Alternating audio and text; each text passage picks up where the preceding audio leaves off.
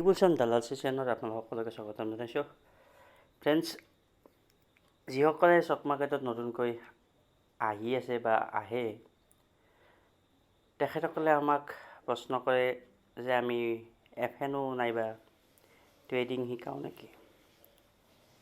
মই ডাইৰেক্ট তেখেতসকললৈকে এই ভিডিঅ'টো আগবঢ়াইছোঁ। তেখেতসকলে আমাক প্ৰশ্ন কৰাৰ এইটোৱে মই কাৰণ বুলি ভাবোঁ যে ষ্টক মাৰ্কেটত মেক্সিমাম মানুহেই পইচা আচলতে অতি সোনকালে আহে বুলি ভাবে, আৰু অতি সোনকালে আহে বুলি ভাবেই কাৰণে প্ৰথমতেই এণ্ট্ৰি কৰোঁতেই ট্ৰেডিঙত এণ্ট্ৰি কৰিব বিচাৰে। আচলতে অকল ট্ৰেডিঙৰ পৰাই পইচা নাহে। আহে নিশ্চয়। ট্ৰেডিঙত যদি আপুনি এক্সপাৰ্ট হয় আপুনি পইচা ইনকাম কৰিব পাৰিব, কিন্তু কনচিষ্টেঞ্চি মেইনটেইন কৰি থাকিব লাগিব। এবাৰ যদি কনফিডেঞ্চ ল' হয় তেতিয়াহ'লে আকৌ আপুনি কনফিডেঞ্চ আনিবলৈকে বহুত দিন লাগি যাব। কনফিডেঞ্চ ব্ৰেক নোহোৱালৈকে আপোনাৰ ট্ৰেডিঙত পইচা আহি থাকিব, আৰু এক্সপাৰ্টৰ নিশ্চয় পইচা আহে, মই নাহে বুলি নকওঁ, আৰু আপোনালোকক ট্ৰেডিং কৰিব মানাও নকৰোঁ, আৰু মই কৰিবলৈ আপোনালোকক উপদেশো দিব নোৱাৰোঁ। কাৰণ যদি আপুনি এজ এ বিগিনাৰ মোৰ পৰা FNO বা ট্ৰেডিং শিকিব বিচাৰে, কিন্তু মই এঠাইত থাকি আপোনাক ইণ্টাৰডে বা FNOতে কিবা এটা টিপছ দিম, কিন্তু সেই টিপছটো পাৰ ছেকেণ্ডত বা পাৰ মিনিটত চেঞ্জ হ'ব পাৰে। গতিকে তেনেকুৱা শিক্ষা আমাৰ চেনেলত আমি নিদিওঁ। যদি আপোনালোকে ষ্টক মাৰ্কেটৰ নলেজ ল'ব বিচাৰিছে তেতিয়াহ'লে আমাক এপ্ৰ'চ কৰিব পাৰে। আমি নিশ্চয় আপোনালোকক যিমানখিনি নলেজ মই দিব পাৰোঁ আপোনালোকক দিম, কিন্তু ট্ৰেডিং বা ডাইৰেক্ট FNO আমাৰ চেনেলত আপোনালোকক শিকাব নোৱাৰোঁ, বেয়া নাপাব। এতিয়া আহিছোঁ মেইন কথাটোলৈকে। এইখন এখন মোৰ এজন ফ্ৰেণ্ডৰ ক'ভিডৰ আগৰ পৰ্টফলিঅ' হয়। তেখেতে কিবা কাৰণত কেইটামান ষ্টক লগাই থৈ দিছিলে, কিন্তু তাৰপিছত হয়তো এই পৰ্টফলিঅ'খনত ষ্টক এড নকৰিলে। মেবি তেখেতৰ বেলেগ পৰ্টফলিঅ' আছে, তাত তেখেতে SIP মোডত ইনভেষ্টমেণ্ট কৰি গৈ আছে, কিন্তু তেখেতে এতিয়া ট্ৰেডিং কৰে আৰু ভাল ট্ৰেডিং কৰে। গতিকে তেখেতে ট্ৰেডিঙৰ পৰা পইচা পায়, তেখেতে ট্ৰেডিঙত এক্সপাৰ্ট। গতিকে তেখেতৰ কথা আমি বৰ বেছি নকৈ এতিয়া আপোনালোকক মেইন কথাটো ক'বলৈ ওলাইছোঁ। আপোনালোকে দেখিছে এই পৰ্টফলিঅ'খনত বহুত বেছি কোম্পানী নাই, কিন্তু কেইটামান কোম্পানী আছে, আৰু প্ৰত্যেকটা কোম্পানীৰ আপুনি যদি প্ৰফিট চাবলৈ যায় পাৰ্চেণ্টেজ হিচাপত, দুই এটা কোম্পানীৰ প্ৰফিট 500%তকৈও ওপৰত, আৰু মিনিমাম আপোনালোকে 200% এই পৰ্টফলিঅ'খনত প্ৰফিট দেখা পাব। ক'ভিডৰ আগত মানে ধৰক 2018ত যদি কোনোবাই এনেকুৱা কোম্পানীত ইনভেষ্ট কৰিছিলে বা যিসকলে অলৰেডি কৰি আছে, তেখেতসকলৰ প্ৰফিট এই যে আপোনালোকে দেখিছে এনেকুৱা প্ৰফিট পাব। গতিকে 500% আপুনি যদি বিনা ৰিক্স এইকাৰণে কৈছোঁ যে যদি আপুনি ট্ৰেডিং নকৰি ইনভেষ্টমেণ্টলৈকে আহে তেতিয়াহ'লে প্ৰায় 80% ৰিক্স কমি যায়। কাৰণ ইনভেষ্টমেণ্ট আপুনি ফাণ্ডামেণ্টেল ষ্টাডি কৰিব।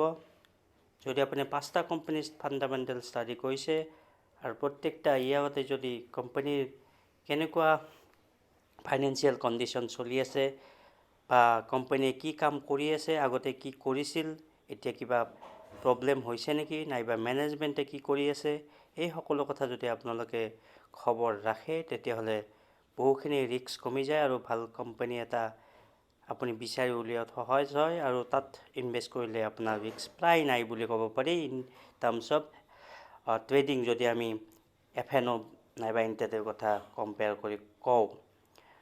গতিকে ফাৰ্ষ্ট কোম্পানীটো আপোনালোকে চাওক, ইয়াতে টিউব ইনভেষ্টমেণ্ট অফ ইণ্ডিয়া, এটা ফাণ্ডামেণ্টেলি ষ্ট্ৰং কোম্পানী, 515.88% প্ৰফিট তেখেতে পাইছে। কিন্তু প্ৰব্লেমটো এইখিনিতে, ইয়াতে আকৌ আপোনালোকক এটা বস্তু শিকাওঁ, যেতিয়া এটা ভাল কোম্পানী আপুনি ফাণ্ডামেণ্টেল ষ্টাডি কৰি ইনভেষ্টমেণ্টৰ কাৰণে উলিয়াব, সেই কোম্পানীটোত 2, 4, 5টা কোৱান্টিটি লগাই এৰিলে আপোনাৰ বহুত বেছি প্ৰফিট আপুনি এক্সপেক্ট নকৰাটোৱে ভাল।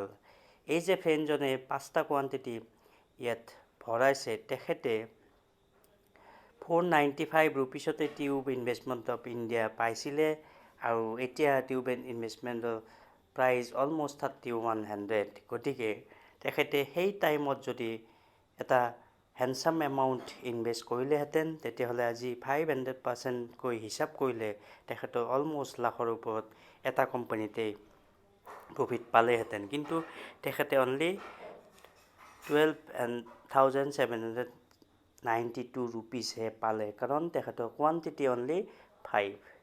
চ' আপুনি ইয়াৰ পৰা এইটো শিকিব পাৰে। এই পৰ্টফলিঅ'খন আপোনালোকক মই আচলতে শিকাবৰ কাৰণে লৈ আহিছোঁ, যিসকল নতুনকৈ আহিছে ষ্টক মাৰ্কেটত ইনভেষ্টমেণ্ট কৰিবলৈকে। 5টা কোৱান্টিটি ভৰাই 12,000 পাইছে। গতিকে কোৱান্টিটি যদি বেছি হ'লেহেঁতেন বহুতখিনি টকা তেখেতে পালেহেঁতেন। গতিকে ভাল কোম্পানী এটাত যদি আপুনি ইনভেষ্ট কৰে এতিয়া, তেতিয়াহ'লে কোৱান্টিটি ভাল ছাপৰ্টত বহুত বেছি নহ'লেও এটা এভাৰেজ এমাউণ্ট আপোনালোকে এটা কোম্পানীত সোমাব পাৰে। নেক্সট কোম্পানীটো হ'ল দীপক নাইট্ৰেট, এটা কেমিকেল ছেক্টৰৰ কোম্পানী। এই কোম্পানীটোতো 455.43% এইজন ইনভেষ্টৰে পাইছে, কিন্তু একেই অনলি 6 কোৱান্টিটি। গতিকে বহুত বেছি প্ৰফিট তেখেতৰ নহ'ল, 10,000 প্ৰফিট হৈছে। ডিকচন এটা ভাল কোম্পানী, এটা গ্ৰ'থ কোম্পানী, সেইটো তেখেতে 964 ৰুপিছত পাইছিলে আৰু 5টা কোৱান্টিটি লগাইছিলে, আৰু এতিয়া তেখেতে অলমষ্ট 430% মানে 20,000 টকা ইনকাম কৰিছে। জিঅ' ফাইনেন্স অনলি 2টা, তাতো 300%। নবীন ফ্ল'ৰিন, যিটো এটা কেমিকেল ছেক্টৰ কোম্পানী, 288.73% ইয়াতো প্ৰফিট পাইছে, কিন্তু quantity 2। Tata Motors only 5 quantity. FL India only 5 quantity, তাতো 200। গতিকে 200% এফএল ইণ্ডিয়াত তেতিয়াই পাইছে অনলি 5 কোৱান্টিটি। গতিকে কোৱান্টিটি এটা important in cash of investment.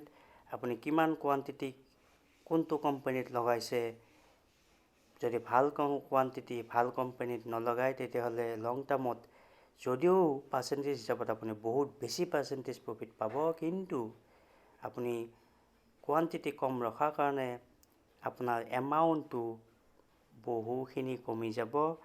এই পৰ্টফলিঅ'খনত আমি সেইটোৱে আপোনালোকক ক'বলৈ ওলাইছোঁ।